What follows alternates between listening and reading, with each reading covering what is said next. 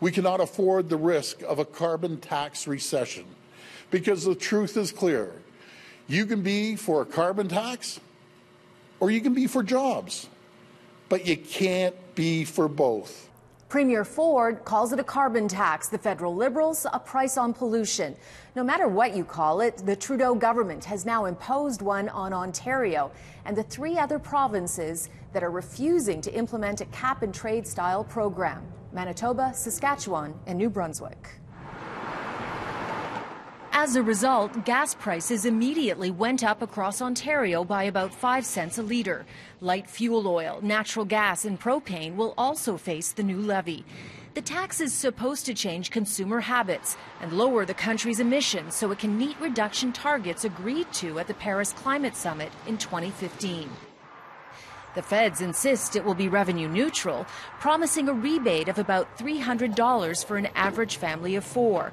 But in a carefully orchestrated social media campaign yesterday, Tory MPP after Tory MPP after Tory MPP showed photos of themselves gassing up, decrying the carbon tax with no mention of the federal rebate. And are you misleading voters? We aren't misleading voters, and I find it ironic that the government's saying that they're going to give you money back.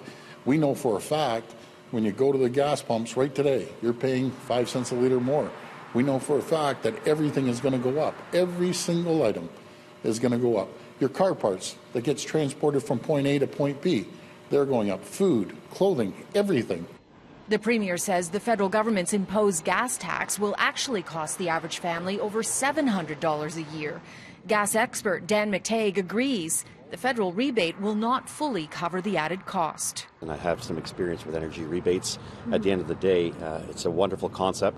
I think they need to be discussed, but I think in this case they clearly fall short, especially when you consider the cost of diesel as it will cascade through the economy.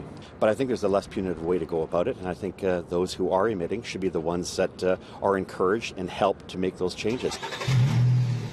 Others, though, believe a price on pollution is the way to go.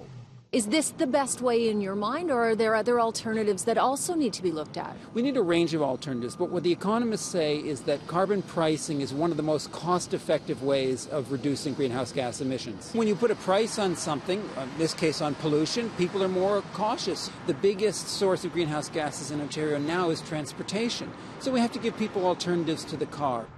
Ironically, the cost of taking the TTC went up today by 10 cents unless you're taking a cash fare. Now, Ontario has reduced its emissions by 22%, largely, though, because they cancelled coal-fired plants. The overall emission reduction goal is 30%, and the battle over a carbon tax is far from over. The province has budgeted $30 million to fight the feds over it in court.